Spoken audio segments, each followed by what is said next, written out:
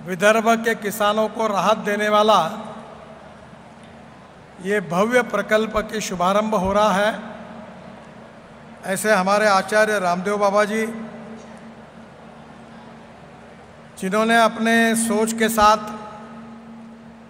इस प्रकल्प में बहुत क्वालिटेटिव गुणात्मक सहयोग भी किया है और इसका क्रियान्वयन करने में जिनकी प्रमुख भूमिका रही, ऐसे आचार्य बालकृष्ण जी, हमारे राष्ट्रीय सह संगठन मंत्री शिव प्रकाश जी, जायसवाल जी, मंच पर उपस्थित सभी महानुभाव और उपस्थित सभी भाई और बहनों, मैं सबसे पहले आचार्य जी को हृदय से धन्यवाद दूंगा कि मैंने और देवेंद्र जी ने उनसे प्रार्थना की थी कि नागपुर में फलों पर प्रक्रिया करने वाले एक बड़े उद्योग की शुरुआत आप बिहार में करिए और यहाँ के किसानों को राहत देने के लिए आप उनको आशीर्वाद दीजिए, यह हमने उनसे अनुरोध किया था। मैं उनका आभारी हूँ कि उनके सहयोग के कारण, उदार दृष्टिकोण के कारण और समाज में जो शोषित पीड़ित हैं उनके विकास के लिए पतंजलि का उपयोग करके टेक्नोलॉजी को लाकर यहाँ के किसानों को राहत देने के लिए आचार्य जी ने इस प्रकल्प का निर्माण किया है। आचार्य जी को भी पता है, आप सबको भी पता है कि हमारे विदर्भ में 10,000 से ज़्यादा किसानों ने आत्महत्या की है। यह आत्महत्या का मूल कारण यही रहा है कि यहाँ ज़्यादातर लोग किसान कपास लगाते हैं, कुछ विभाग में सोयाबीन लगाते हैं और फलों के रूप में संतरा, ऑरेंजेस, ये यहाँ के किसानों की फसल सही महत्वपूर्ण फसल है। पर इसको ठीक प्रकार से भाव न मिलने के कारण प्राइस मैकेनिज्म में किसानों का काफ़ी नुकसान हुआ और जिसके कारण आज बहुत बड़े प्रमाण पर किसान समस्याओं का सामना कर रहे थे। आज जब रामदेव जी ने इसका निर्णय किया तो हमारे यहाँ जो संतरा तैयार होता है उसमें जो छोटा संतरा है वो मार्केट में 12 से 13 रुपए किलो के भाव से बेचा जाता है। आज सबसे पहली खुशी की बात है कि पतंजलि ने जाहिर किया है कि ये संतरा वो 18 रुपए किलो के भाव से खरीदी करेंगे। ये किसानों के लिए बहुत बड़ी राहत है। रोज करीब 800 टन संतरे की आवश्यकता है और उस हिसाब से संतरे का उत्पादन बढ़ाने की कोशिश हम सबको करनी है और वो जिम्मेदारी हम सब के ऊपर है। मैं आचार्य जी को बताना चाहूँगा कि 15 दिन पहले मैं स्पेन में गया था और विदर्भ के करीब 20-25 किसान भी मेरे साथ थे और जो वैलेंशिया करके जो है, जो संतरे की जात है, जो दुनिया की सबसे प्रसिद्ध है, जो पूरे दुनिया को संतरे का जूस देती है, वहाँ 4 दिन मैंने संतरे के बागों में, प्रोसेसिंग प्लांट में, पैकेजिंग यूनिट में जाकर हम सब लोगों ने उसका अध्ययन किया। हमारी सबसे बड़ी समस्या यह है कि हम लोग संतरे का जो उत्पादन है पर एकड़ में हमारा 4 से 5 टन होता है और वैलेंशिया में, स्पेन में संतरे का उत्पादन 30 से 35 टन होता है। और इसलिए हमने ये अध्ययन किया कि उनका ये उत्पादन ज़्यादा है, इसका कारण क्या है। उसकी एक बहुत अच्छी फिल्म 15-20 मिनट की, जिसमें ड्रोन से उसका शूटिंग किया गया था। 3-3 हज़ार, 4-4 हज़ार एकड़ का एक प्लॉट था। संतरे लगे हुए थे, संतरे को काटना कैसे, संतरे की कलम कैसे तैयार करना, और उनकी स्थिति तो इतनी खराब थी कि वो 200 किलोमीटर दूर से पानी लाते थे और उस देश में कुएं करने के लिए मनाही की गई है, जमीन से पानी ले नहीं सकते। ऐसे स्थिति में उन्होंने कैसी सफलता मिलाई ये हमने नज़दीक से देखा। उसकी 15 से 20 मिनट की फिल्म है और अब आने वाले समय में आज ही वो फिल्म मैंने अपलोड करने के लिए मेरे साइट पर डालने के लिए बोला है। और हम आने वाले समय में विदर्भ के संतरा उत्पादकों का एक दिन का वर्कशॉप ले रहे हैं और जो नर्सरी वाले हैं उनको भी साथ में ले रहे हैं। उनकी जो संतरा लगता है वो 2 बाय 4 मीटर 6 मीटर पे लगता है। 1 एकड़ में हमारे यहाँ 100 संतरे के पेड़ लगते हैं और उनके यहाँ 300 पेड़ लगते हैं। संतरे को नीचे को जो पालवी फूटती है उसको वो काट देते हैं और बाम्बू का उपयोग नहीं करते हैं। वो 45 डिग्री से जो उसको फांदी है उसको ज़मीन को बांध देते हैं। हमने पूरे टेक्नोलॉजी को हम समझ कर आए हैं और कलम भी अच्छी तैयार करेंगे। संतरे का कलम अच्छी लगाने के बाद उत्पादन भी बढ़ाएंगे, ड्रोन से स्प्रेइंग करेंगे और ऑर्गेनिक केमिकल का भी उपयोग करेंगे, ऑर्गेनिक खाद का भी उपयोग करेंगे। और रामदेव जी, आपको लगने वाला संतरा हम बड़े प्रमाण पर उपलब्ध करा कर देंगे, ये विश्वास मैं आपको देना चाहता हूँ। संतरे के ग्रेडिंग करने वाले करीब 8-10 कारखाने शुरू हुए।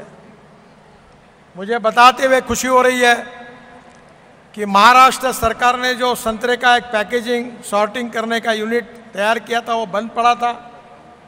देवेंद्र जी ने मेरे रिक्वेस्ट पर श्रीधर राव ठाकरे जो है आष्टी के, उनकी एक समिति बनाकर उनको चलाने के लिए दिया है।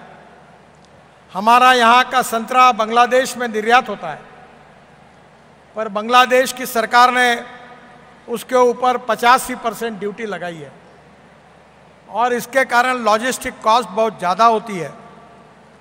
बीच में बांग्लादेश के पूर्व प्रधानमंत्री जो थी उनसे मेरी बात भी हुई थी, तो उन्होंने कहा कि संतरे की ड्यूटी मैं कम करने के लिए तैयार हूँ, प्याज की ड्यूटी आप कम करिए। थोड़ा सा मामला था, पर अब बांग्लादेश में भी हमने एक नई योजना तैयार की है कि हमने समुंदर को नागपुर में लाया है, वर्धा में ड्राई पोर्ट का निर्माण किया है। अब वहाँ से डायरेक्ट संतरा हल्दिया जाएगा और नदी के मार्ग से बांग्लादेश पहुँचेगा। लॉजिस्टिक कॉस्ट कम होगी और विदर्भ के किसानों को ज़्यादा मुनाफा मिलेगा, फ़ायदा मिलेगा। इसकी हम कोशिश कर रहे हैं। मुझे बहुत खुशी है कि आदरणीय देवेंद्र जी ने महाराष्ट्र के सरकार की ओर से संतरे के लिए अनेक प्रकार की योजनाएं दी और संतरा निर्यात करने के लिए प्रोत्साहन भी दिया। मैं उनसे अनुरोध करूंगा कि हमारे किसानों के लिए खेती में 2 महत्वपूर्ण बातें हैं, एक है बीज और दूसरी है कलम, सीड और प्लांट। इन दोनों में जब तक बदल नहीं होगा तब तक उत्पादन में भी बदल नहीं होगा। इसलिए मैं आपसे अनुरोध करूंगा कि हमारे यहाँ अच्छे स्टैंडर्ड की संतरे की नर्सरीज को तैयार करना आवश्यक है। हमारे जलगांव के जैन ग्रुप ने मोर्शी के पास कोशिश की थी, पर अब वैलेंशिया और नागपुरी संतरा इसका भी हाइब्रिड करके उत्पादन बढ़ाने वाली जाति को लगाने का हम प्रयास कर रहे हैं। रामदेव बाबा जी ने जो इनिशिएटिव लिया है वो हमारे लिए बहुत महत्वपूर्ण है। हमारे किसानों को राहत देने वाला है, युवाओं को रोजगार देने वाला है। जो बड़ा संतरा होता है अच्छे क्वालिटी का, वो डोमेस्टिक मार्केट में बेंगलोर, चेन्नई, मुंबई, कलकत्ता यहाँ हम एक्सपोर्ट करेंगे, यहाँ भेजेंगे मार्केटिंग के लिए। बाकी संतरा जो है दुबई से लेकर बांग्लादेश तक हम उसकी निर्यात करेंगे और जो छोटा संतरा रहेगा उसके लिए हम लोग रामदेव बाबा जी को उस संतरे का सप्लाई करेंगे, पूरी तरह से करेंगे। हमारे एग्रो विजन की तरफ से इसकी पूर्व तैयारी को हमने शुरुआत की है। हमने स्पेन में ये भी देखा कि जमीन का, पानी का और पत्ते का परीक्षण करना बहुत आवश्यक होता है। किसान ये करते नहीं है।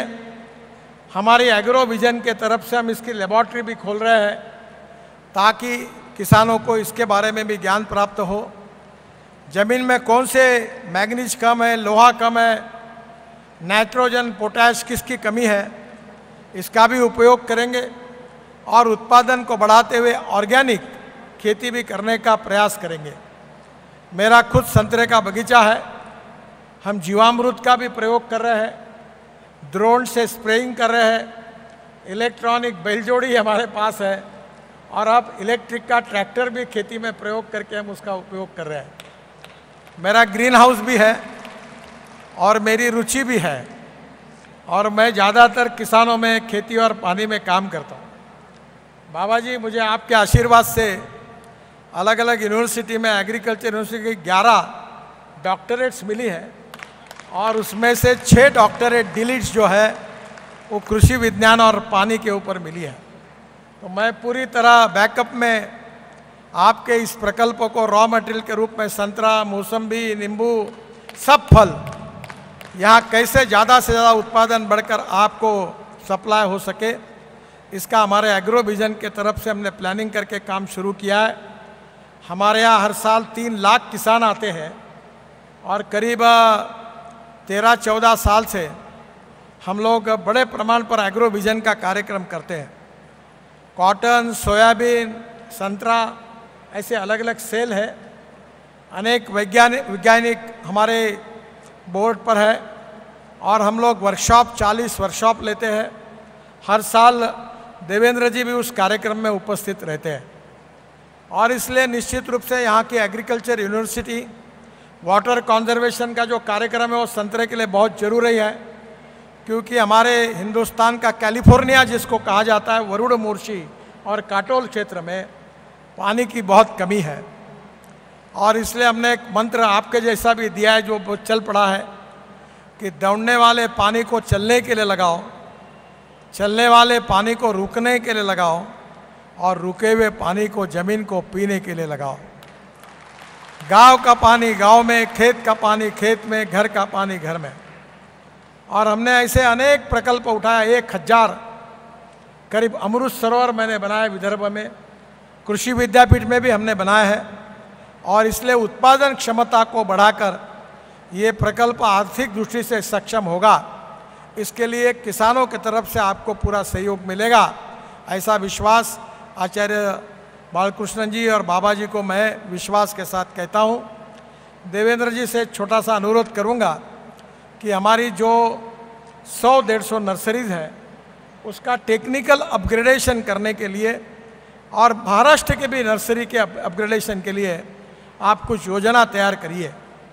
देवेंद्र जी को पता होगा कि हमारी फार्मर प्रोड्यूस कंपनी नासिक में जो विलास शिंदे जी की है, उन्होंने कलम सुधार दी तो वो फार्मर प्रोड्यूस कंपनी ने 1500 करोड़ रुपए के अंगूर एक्सपोर्ट किए हैं। विलास शिंदे भी स्पेन की यात्रा में मेरे साथ थे और महाराष्ट्र सरकार के अधिकारी पणन के भी थे।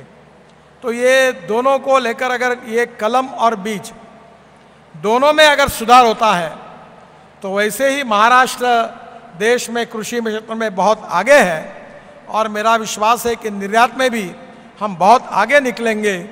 यहाँ के किसान सुखी, समृद्ध, संपन्न बनेंगे और विदर्भ के किसानों की एक भी आत्महत्या नहीं होगी।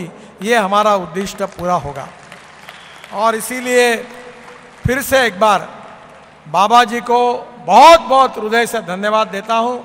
विदर्भ की जनता की ओर से, विदर्भ के किसानों की ओर से, विदर्भ के संतरा उत्पादकों की ओर से और हम सब की ओर से उनको बहुत बहुत धन्यवाद। बालकृष्णन जी को बहुत बहुत धन्यवाद।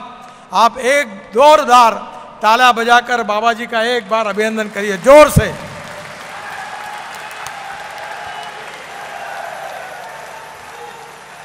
हमारे ऑरेंज रिसर्च इंस्टीट्यूट भारत सरकार के डायरेक्टर घोष भी यहाँ बैठे हैं। उनको भी समय के साथ बदलना पड़ेगा और उनका इंस्टीट्यूट और स्पेन का संतरा वैलेंसिया, हमको अच्छा उत्पादन, अच्छी क्वालिटी, अच्छी टेस्ट चाहिए। और 1 एकड़ में 30 टन संतरा तैयार करने का हमारा उद्देश्य है। निश्चित रूप से सबके सहयोग से वो पूरा होगा। बहुत बहुत धन्यवाद, नमस्कार और बाबा जी को बहुत बहुत आभार। मेरे साथ जोर से कहिए, भारत माता की, भारत माता की, भारत माता की।